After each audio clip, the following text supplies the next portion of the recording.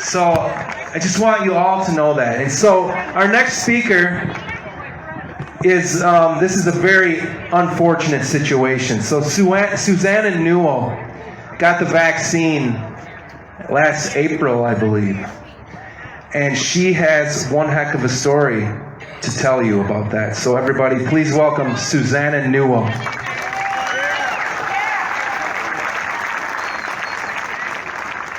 Hello, my name's Suzanna Newell. I live in St. Paul with my husband and 2 teenage kids.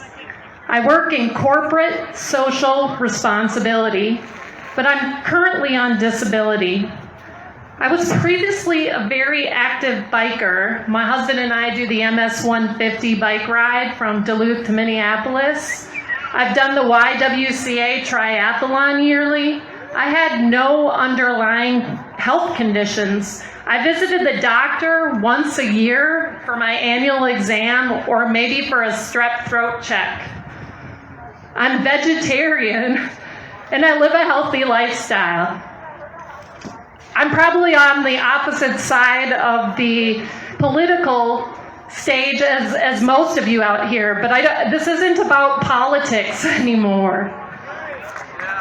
Fast forward, and actually I was a little afraid to come, knowing that, I would probably be in a sea of people who think differently than me, but I think that's the problem. The problem is they're tearing us apart, and we're not focusing on humanity. It's not fair. Fast forward to April 13th. Sorry.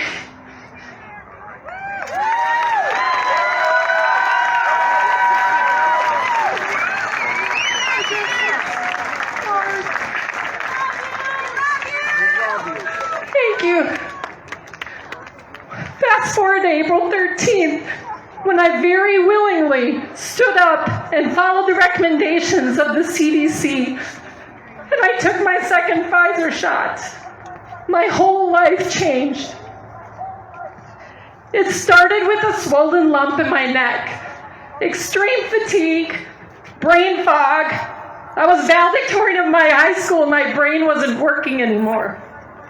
I had a rash on my forehead and joint pain. Things kept getting worse, and I told only my closest friends that I was very concerned. I didn't want to scare people from not getting the vaccine. I waited until the end of April to go to the doctor, but by May 21st, things were so bad I could no longer walk unassisted. As you can see, that problem still exists today. Sometimes my body lets me walk. That makes me look like I'm lying. I'm not lying. I wish to God I was lying and I could get my life back. Thank you. My husband was so worried he convinced me to go to Mayo Clinic. That was a mistake. We started the drive with my will in hand. I literally was afraid my entire system was shutting down and I was going to die. At this point, I was extremely dizzy. My vision was blurry. My right leg had extreme burning pain, and my right pupil was not dilating properly. I had weakness in my right arm and leg, and my whole body felt like it was internally vibrating. All of these scary issues persist intermittently today. I'm actually feeling the vibrations right now. Nothing you can see, but they're happening. They did a ton of tests, MRIs, CT scans, chest x-rays, tons of blood work, and a thorough neurology workup. I was admitted and stayed there 2 nights. We were left in the dark, and no one was telling us the results of the exam. I know many other vaccine-injured people who've had a bad experience with or have been pushed off by the Mayo Clinic, and this concerns me. I have put my trust in them. I thought if there was one place that I could go, it would be the Mayo Clinic, and they would be interested in me. I literally told them, I'll sign a non-disclosure agreement so as not to scare others. Please, let's just study me and make sure this doesn't happen to more people. Thank you. Thank you for listening.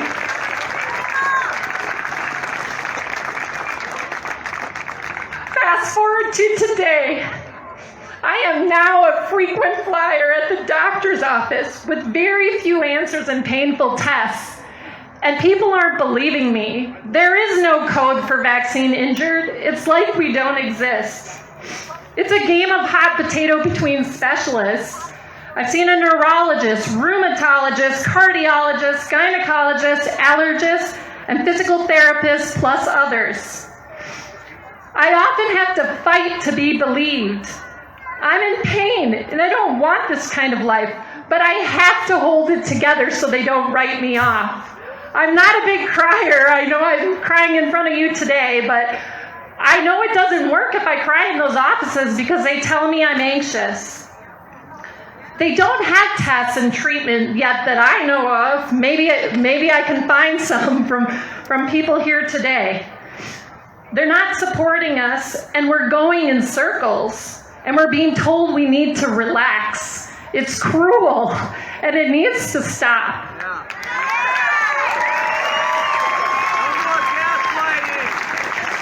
Yes, it's gaslighting. Our autonomic nervous systems are out of whack. And that means your autonomic nervous system are your pupils dilating. This pupil just goes like this. It's probably really big right now. I don't know. I can't control it, but it's happening.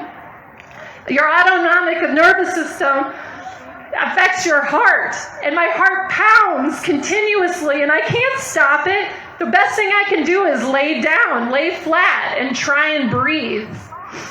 It also impacts sweating. I haven't been sweating for months now. I'm 7 months out. It's out of whack, and it's extremely scary. Yet there isn't common testing for us, and we wait months in pain for tests. If we're able to get a compassionate doctor to believe us in order to order those tests.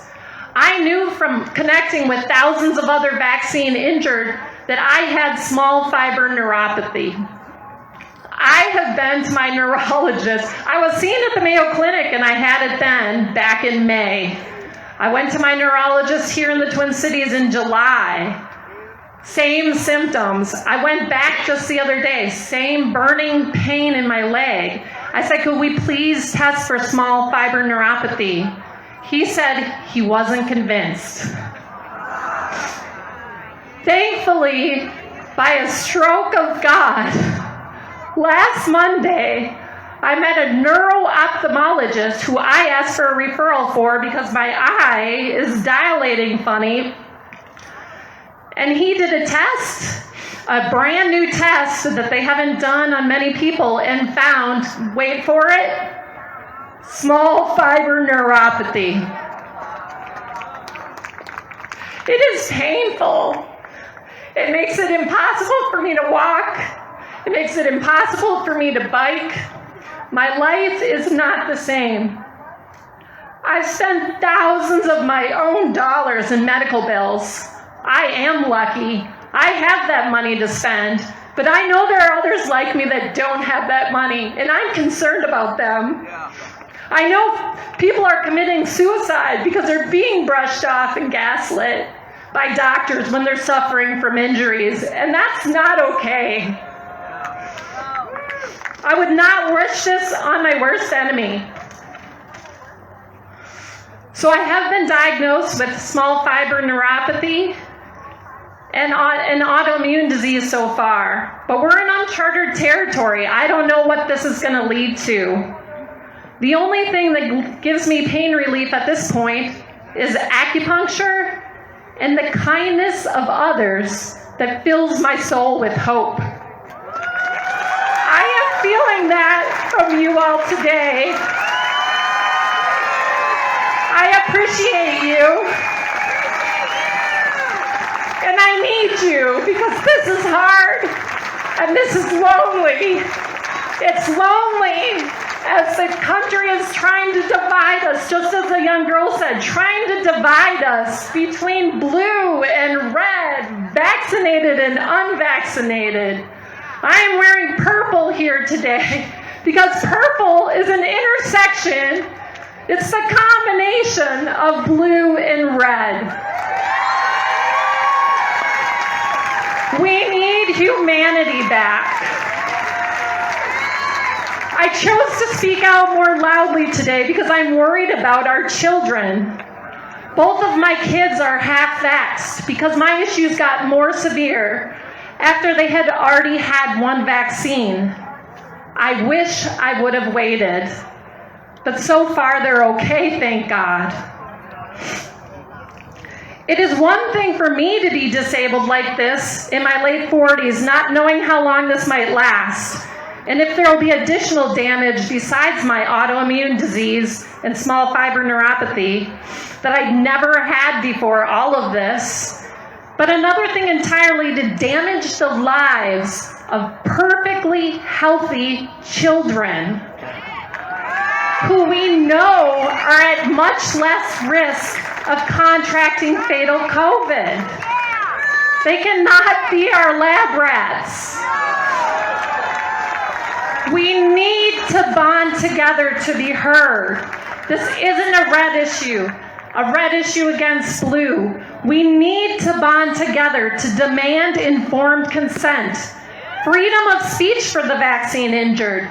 We are being censored all over the place. And we need humane treatment for the vaccine injured. We need people to have freedom of choice to decide what's right for their individual bodies. Please stop censoring vaccine injured and calling us anxious. It's cruel, painful, and it's not right for the good of humanity and science. We deserve to know in detail what's happening to our bodies, even if there aren't answers yet. We need to know that too, but we need to be believed and not silenced. This is a basic issue of human rights in our country and in the world. There are thousands of previously healthy people like me dying and severely injured, and all their stories are being censored to keep the political division and the division between the pro and the anti-vax. It's not right. You have to dig very, very deep to find the censored stories. The stories of children dying from the vaccines, kids who are 16 years old. We're all trying to recover from the trauma of this pandemic. This is where we need to pull together and focus on our common ground, not divide and point fingers between red and blue, pro-vax and anti-vax, and get back to being humane. Get back to our Constitution. To be the land of the free. We need to build a safety net for vaccine injured and protect our children with transparency of medical impacts and due diligence and accountability for Big Pharma. Big Pharma, I can get nothing out of them right now. The Vaccine Injury Compensation Program does not include the COVID vaccine. I am on my own 100%. I believe this is where blue and red politics intersects. Purple for humanity. Please stand with me at the intersection of humanity. And I appreciate you doing that for me today and making me feel safe here.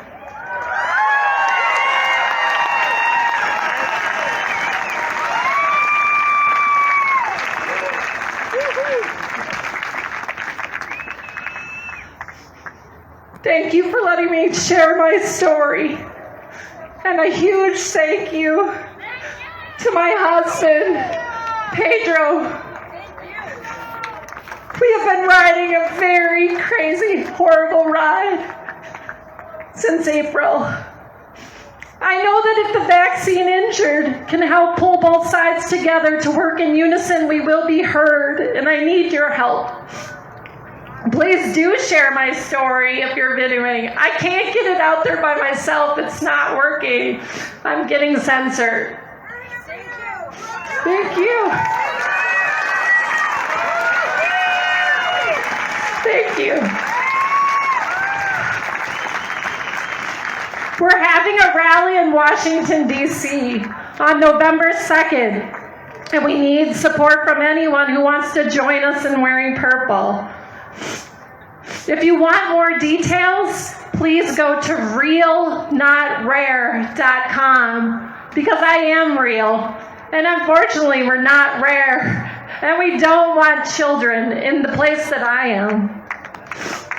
There's also a link to donate at the bottom of the page to help the vaccine injured with travel costs to go to Washington, D.C., and posters for the event. I think I took more than my allotted 5 minutes, but I really want to thank you all for your support and your love and the energy that I feel that you're sending to me. Thank you.